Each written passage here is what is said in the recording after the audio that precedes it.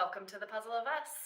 I'm your host, Chelsea Peterson, the owner and clinical director of Cache Valley Counseling, and I have been seeing couples for over 15 years, and our topic today is one that is very, I think that a lot of couples struggle with. So I'm excited to talk to you today about the balancing act, about finding kind of intimacy and autonomy in your relationship and what that might look like. So we're just going to jump right in here and start to talk a little bit about that, right? Like, what does autonomy look like? How together should we be?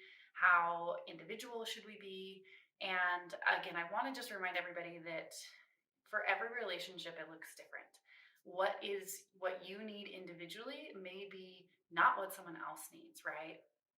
The examples I give today and things that we talk about today are what work for most people. But if you happen to be listening to this and saying, oh, I never feel like I want to do anything without my partner, that's maybe a good thing to kind of maybe push yourself into the more autonomous realm. But maybe you're completely happy where you're at. And if you are happy, that's what matters. If your relationship feels safe and comfortable to you and it does the same for your partner, then don't change a thing. That's really what this comes down to. So I get a lot of questions or a lot of people or a lot of couples that are concerned about how do we be autonomous and be our own self, but also be together and not do too much together, but also feel really comfortable in that space together. And it really is finding that balancing act, it's a balancing act. It is finding a balance. It's really important. You were individual before you were a couple. And it's important to continue to feed that autonomous side of yourself, right? So my husband and I don't read the same books. We don't watch the same entertainment. We don't listen to the same news, right? When you live in an environment where you are kind of doing the same thing over and over and over again, and you're not challenging yourself, or you're not, everything is the same, things get into a routine and into a rut, and oftentimes, growth is not occurring. And so I really encourage individuals, even in relationships, to stay autonomous in some areas, right? There are things in relationships where they need to become a relationship experience, right?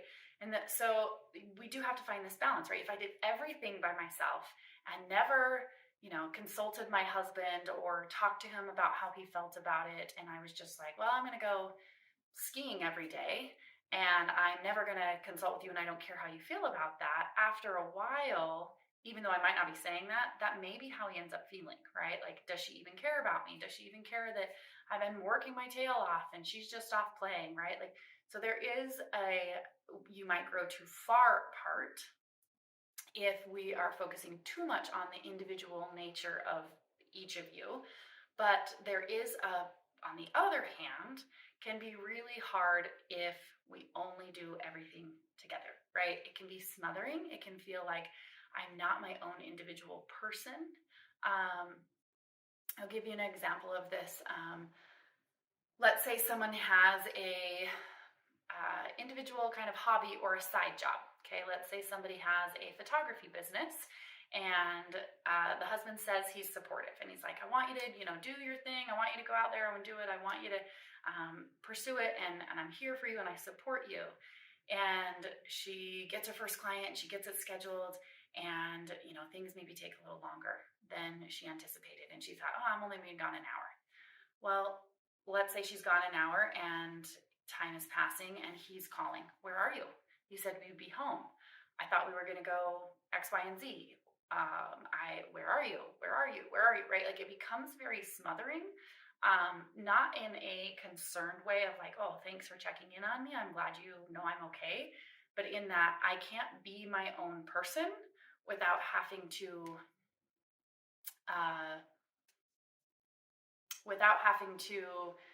check in, or it doesn't really feel supportive, right? It feels more smothering. And so again, I ask if you're feeling either one of those ways to just kind of take inventory of what is it that you need in your life. Maybe I need to be a little bit more individual. And what do I need to feel a little bit more intimate, right? So if you're listening to this and you live in Utah, there is, one of the things that we really is kind of focused on in our LDS culture is leaving your spouse or leaving your family of origin and cleaving unto your spouse. And I think people have a hard time with that of like, what does that actually mean? And again, it's open for interpretation of what that looks like for each individual relationship.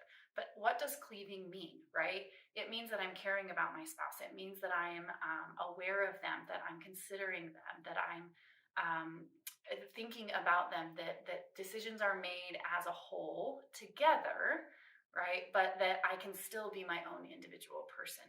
And it's kind of a hard concept to really think about because, again, some people are like, well, do I do everything? And like, I don't need to ask mom for permission, or I don't need to ask a partner for permission to be able to, go to lunch today. Yet when I overspend and overspend and overspend on my lunch, it affects the relationship and therefore probably warrants a discussion between the relationship to talk about how do we do that together, right? And so it is this balancing act. It's this fine balance of like, well, I shouldn't have to ask to go to lunch.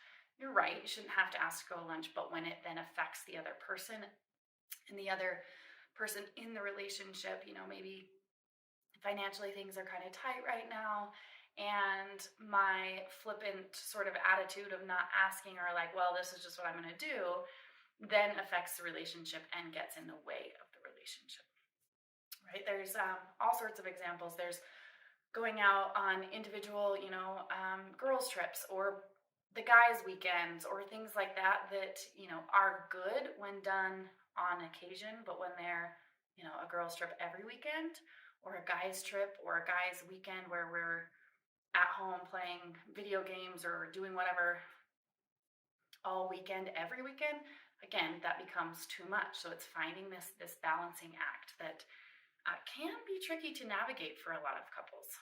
So I think the other part of this is that when you're thinking about autonomy in a relationship, oftentimes kind of culturally we consider that as you're not very attached to your partner, or you're sort of detached or distant.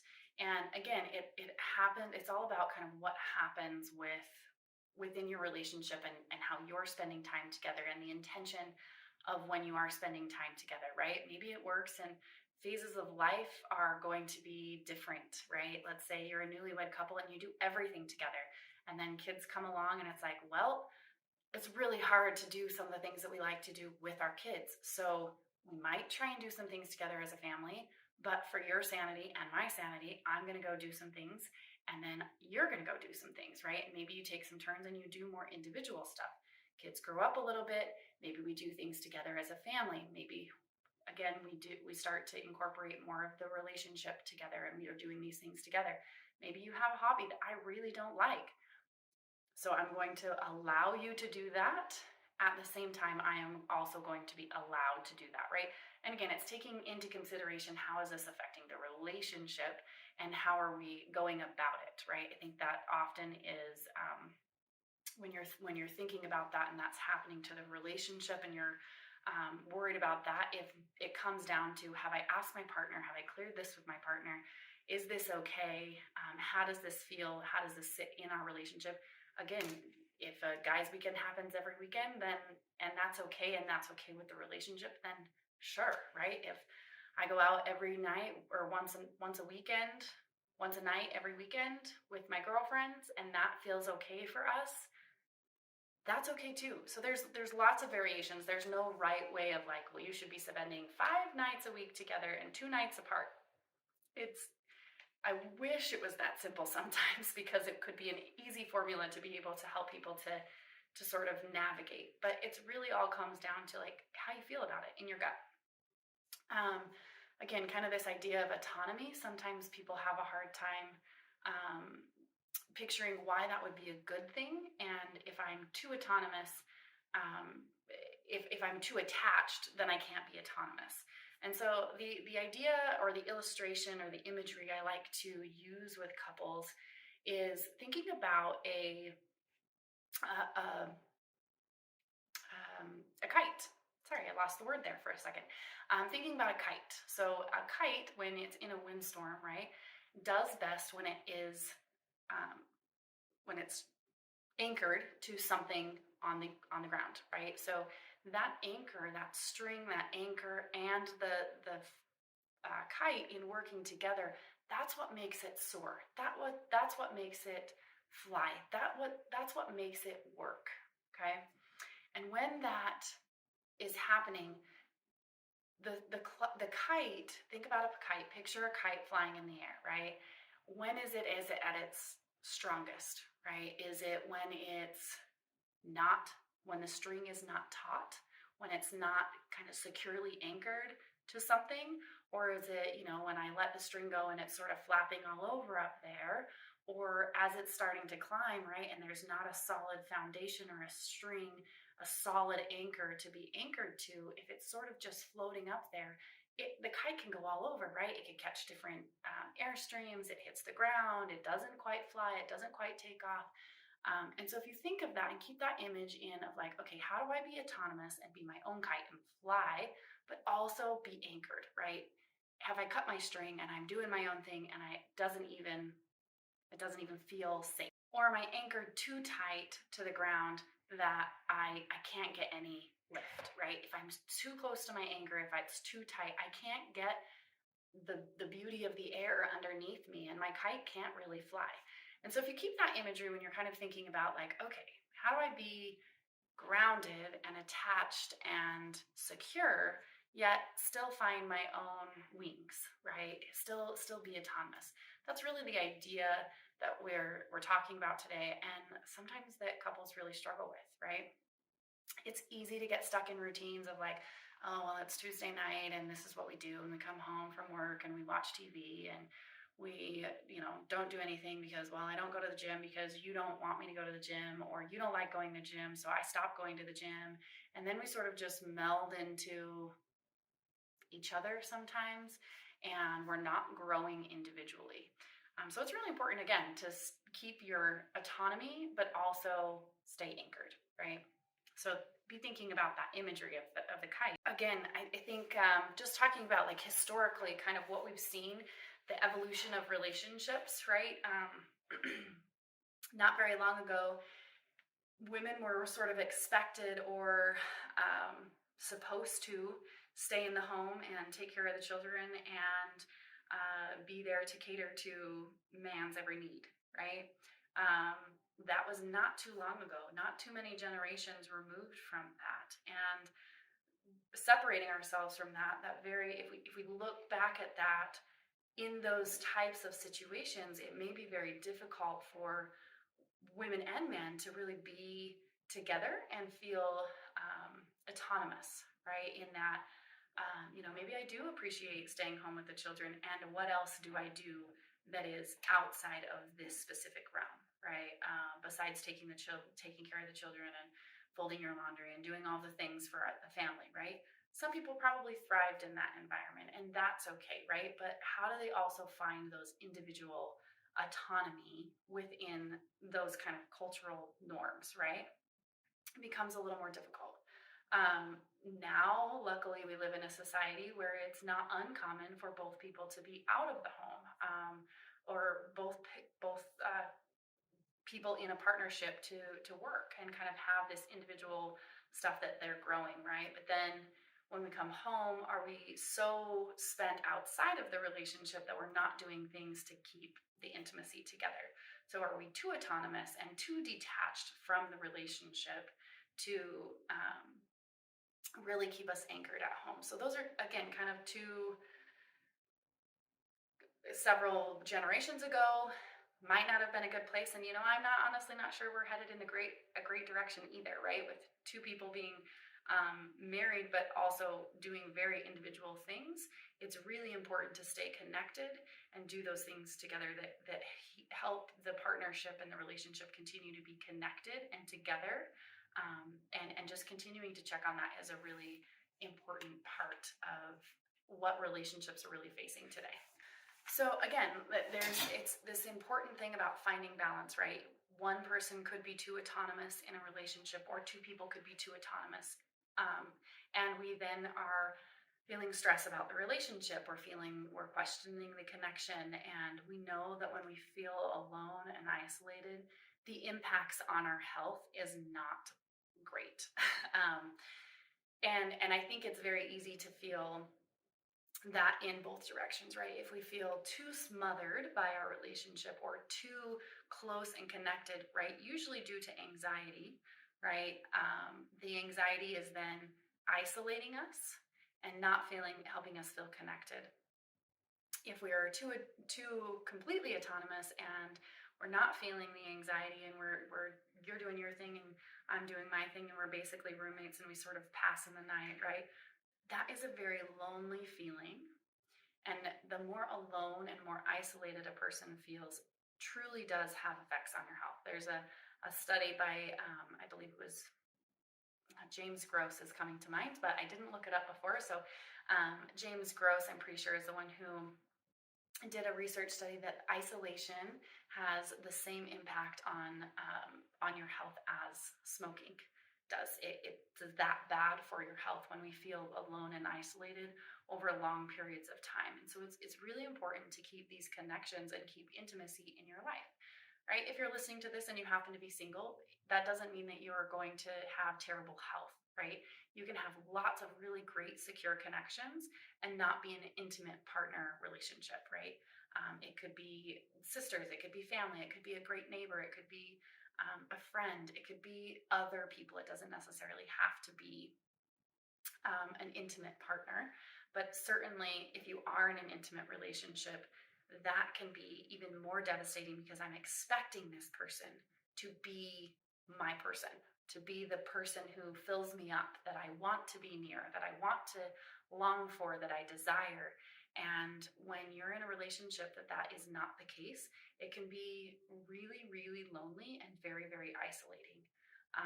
It happens, and it's going back to the drawing board and coming up with have I always felt this way? Have I not felt this way? How do we get that back, right? Most of the time, there's a lot of people who get married and because they really truly love each other. And then we get stuck in this either being too smothered or being too autonomous and too individual that we lose that connection. And oftentimes, again, that's a great time to come into therapy. That's a great time to consult a therapist or come into therapy or join a class or do something for your relationship, because that spark can come back, but it does take work from both partners, right? Really assessing the autonomy and the too smothering, but also really, really focusing on the connection and intimacy and what does that look like, and when do I not feel completely myself, and what's scary about being too connected to you. And again, there's a whole lot that goes into that, and we could spend a whole episode and several episodes on what that really looks like and how to get that back. But if you're finding that within yourself, I would first ask you to just look at and assess and kind of analyze, do we have some togetherness? Do we have things that we're doing together that's holding us, that's helping us be anchored to each other? And do we have times where we're being autonomous? And if the answer is no in either direction, I would encourage you to start there. What can I do to encourage myself to continue to grow as a person, right? When someone grows as a person and you can see their motivation and love for life and their passion, it makes it a lot easier to be attracted to that person. And so being that autonomy is really important for the attraction part of things in a relationship as well. So again, that's why the autonomy part, it's really important that if you have a hobby, when you get married or when you are married, if you have a hobby, oftentimes hobbies get kind of put on the back burner. It's important to find ways to keep those up, to maintain those hobbies, to maintain those things that I like doing. And so that, again, you don't have to find a hobby, you don't have to create a passion, but that you keep doing them, right? My husband has loved hunting since before I came into the picture. And I think it would be really hard for him, and he certainly does not have the personality to give it up, especially at this point in his life. But if I were to try to have discouraged that in some way or not been supportive of that, again, that doesn't mean at times I don't feel like he would rather be doing that than be at home. But he does a really good job of making sure that when he is home, he's home. And that's the important part of the communication about what's happening and the hobbies that you're pursuing, and what you're involved in is being discussed and communicated about, and both partners feel good about it.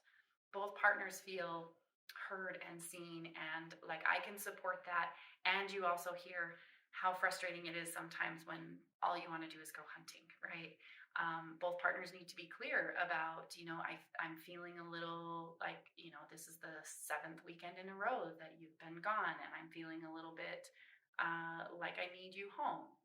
And I, as that partner, need to be able to say that and find the words to be able to say that. There's lots of reasons that people don't find their voice. He does so much. It's his time too. I don't want to be needy. I don't want to be the nagging wife. I don't want to, whatever. There's a whole bunch of reasons why people don't use their voice. But the more clear you can be in how you're feeling with your partner's autonomy or lack of autonomy, and your need for autonomy and maybe your lack of autonomy, either way, the more clear you can be about it, the easier it is to navigate things like that. So communicate as clearly as possible is really key in helping find that balance of what feels okay and what doesn't feel okay for your relationship. So I want to just talk a little bit about like the fostering deep intimacy, and what that really looks like. Again, it's important to be autonomous. I've talked a little bit about when someone is autonomous and involved and passionate and motivated and all that, they become a more attractive person, right? When you see them involved in passions and things that they enjoy, they again are more attractive to their partner, to in the relationship. You're continuing to both grow. And sometimes we see people, one partner grow and the other partner doesn't. And there again, because just think of plants. If one is growing and one is not, then the growth difference, they're just not producing the same, and then they're on different pages, and that can be really difficult in a relationship, right? In a garden, that's great because maybe I don't need all of that produce, but it in relationships can be a disconnecting thing. And so, what does that look like on the opposite end, right? How do we really foster deep connection and deep intimacy? And again, it looks slightly different for every relationship, but making sure that when you are together, that you're finding time to be intentional with each other. That's not, I hear so many couples saying like, oh yeah, we like to watch TV together. Like, what else do you like to do together? Well, we walk our dog, we play with our kids. So you're good at doing life together, but you're not good about necessarily being present with each other, right? When was the last time that you really had a present conversation with each other? And you didn't talk about managing life together, right? But really fostering deep intimacy is about knowing each other, knowing where each other is at, knowing that my partner has a big presentation due at work at the end of the week and he's very stressed about it. Knowing that, my partner is feeling very torn between, well, I really would like to go on this adventure and yet I'm feeling torn and would like to stay home.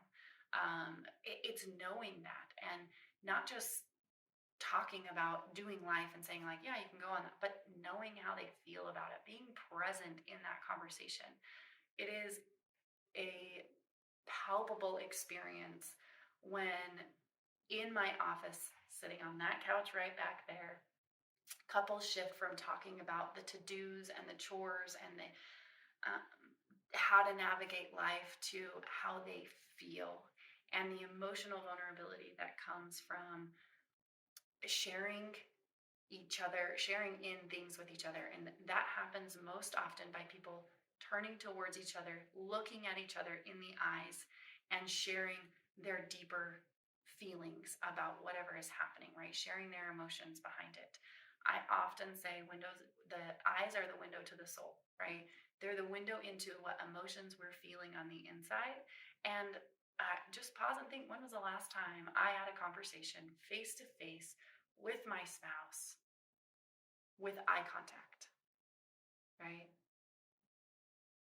When does that happen? What did that look like? When was the last time that happened? Right? It's a different experience when we sit together and we plan and we discuss, even looking face to face at eye contact. You pick up so much.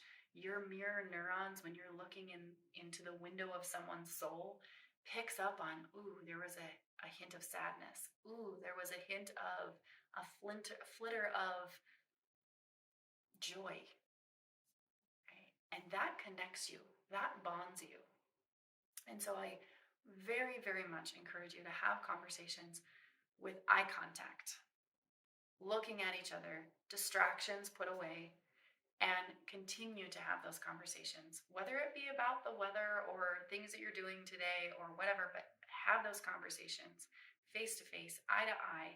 And most often, when you start to share from the inside and you start to feel that, you naturally want to reach towards your partner, embrace each other, lean towards each other, have physical touch, intimacy, connection.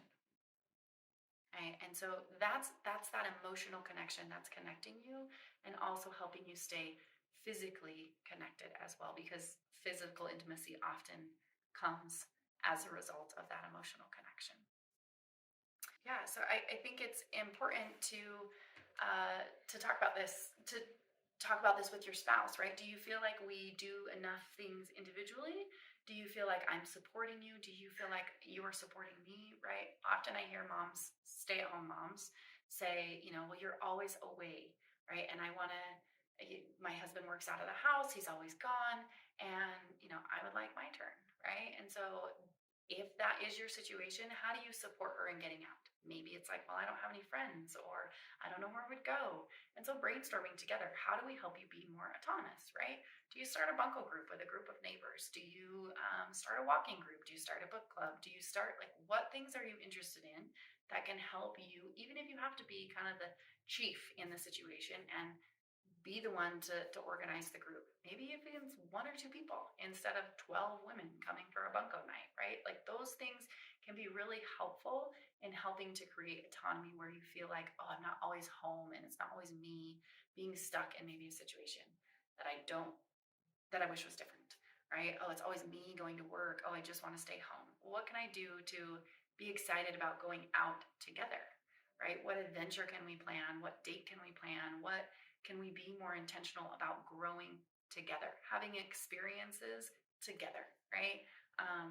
Going to a cooking class, right? Going to a rock climbing class. Neither one of us have ever rock climbed, so neither one of us know how to do it. We're going to join a class, right? And that also helps foster that intimacy of doing it together. Can be really, really helpful. There's lots of things on there about this balancing act between, autonomy and being autonomous in your relationship, but also this need for connection. And it is a balance, because if we're too autonomous, then oftentimes it does feel like you don't care about me, or your partner might be saying to themselves, you don't care about me, or things like that. Then on the other side, it might feel overwhelming or smothering if we're never doing things individually, right? Or I can't even, go on a walk without having 5 phone calls from you of like, where did you go? I'm not sure where you are, right? It can be the extremes. And so making sure you do find a balance, and that balance may look different for you than it does your sister or your neighbor or your best friend, or, again, your relationship is your relationship. Focus on what works for you, but again, finding that autonomy, but also being connected. It can be really, really helpful. So again, just to recap, it is important to have both. Both are key to having a successful relationship. You are individual people, but you also who need growth, who need experiences that continue to push them and grow them, and you need to be growing individually but together as well. And so I really see this as like 2 plants growing together, and we're growing up together, but we're also expanding together, right? And as we grow together, we also stay close. If one person grows the distance just increases, right? And if we both grow, but then we are not growing together, right? What are those individual things that are helping us grow, but then those things that are also bringing us together? Are really important parts of having a successful relationship. Making sure that you're taking inventory of, am I doing too many things autonomously, not for the relationship? Am I doing too many things for the relationship? Am I smothering to my partner? Do we both feel good about it, right? Am I going out and doing things with my friends? Are you going out and doing things with your friends or your families? Or how is that looking, right? What does that look like in your relationship? And continuing to take that into account and continuing to assess that throughout the years, because lifespan changes things, and what I'm okay with at one point may not be what I am still okay with in 5 years from now. So continually checking in on that. Again, this is a really hard thing that a lot of individuals in coupleships have a hard time navigating. And so if you're finding like, well, what is this look like for our relationship, know that you're not alone, and know that there's lots of things out there that can help you. There's lots of good research articles, and even just, how to be autonomous, Google searches, things like that come up. But even just thinking about, Valentine's Day that's coming up, be thinking about, like, how do we be, a lot of people use that as the one day a year that they, go out together. And what do you do on that day? Why don't we do that more often, right? Why don't we do that rather than just celebrating Valentine's Day? How do we do that more often together? And how do we plan something like that, instead of having a forced holiday to remind us to celebrate things like that? So again, just some things to think about. As always, there's a lot of information in here, and every relationship is a little bit different. So the more you can navigate this individually for your relationship, the better off and stronger your relationship is going to be. Thanks so much for tuning in today. I appreciate all of you and all of my listeners, and thank you so much for, being with me today. And hopefully you'll take inventory of how to do your relationship better, because no one can do your relationship better than you. Thanks for listening. I'm your host, Chelsea Peterson. We'll see you next time on The Puzzle of Us.